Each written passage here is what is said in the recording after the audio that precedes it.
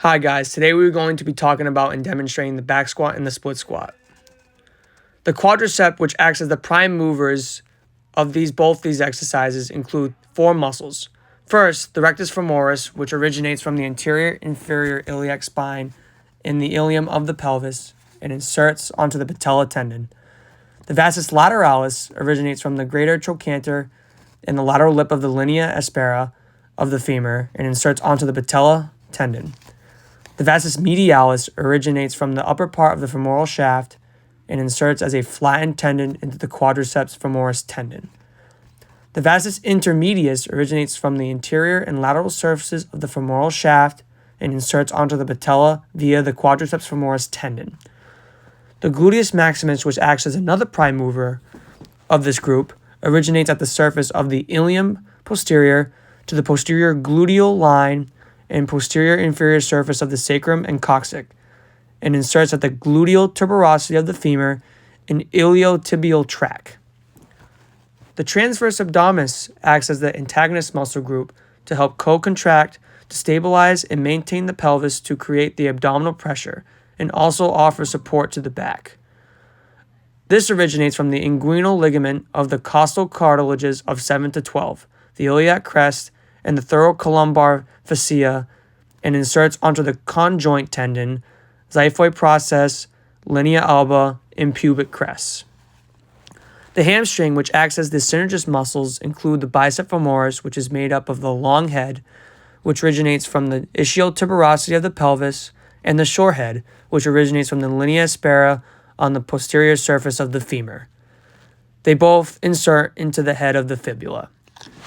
The tendinosus originates from the ischial tuberosity of the pelvis and inserts to the medial surface of the tibia, and the semimembranosus, which originates from the ischial tuberosity and inserts to the media tibial condyle. The Bulgarian split squat is a unilateral exercise and is also known as the rear foot elevated split squat. It can be challenging to balance and coordination and can be done with either a barbell, 2 dumbbells or 1, or 2 kettlebells or 1. Steps. Start with high knee platform, something like a bench or a plyo box. Stand about 2-3 feet in front of the platform. Reach one leg behind and place on the platform above.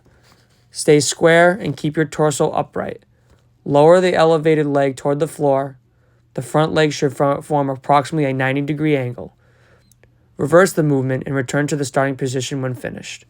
Muscles worked in this movement are the quads, which are the prime movers, and the hamstrings, which are the antagonists, and the glutes, which are the synergists.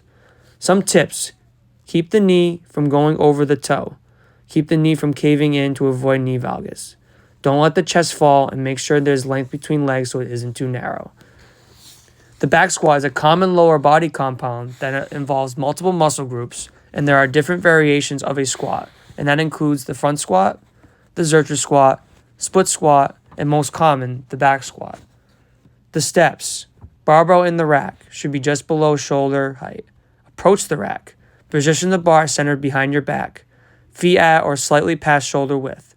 Toes slightly pointed out.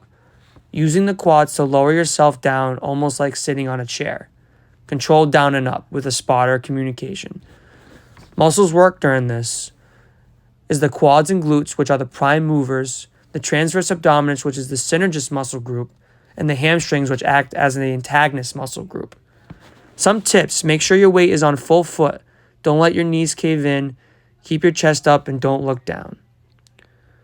Make sure there's constant communication between the lifter and the spotter to maintain a safe, balanced lift. You see a great job here between the spotter and the lifter. Thank you.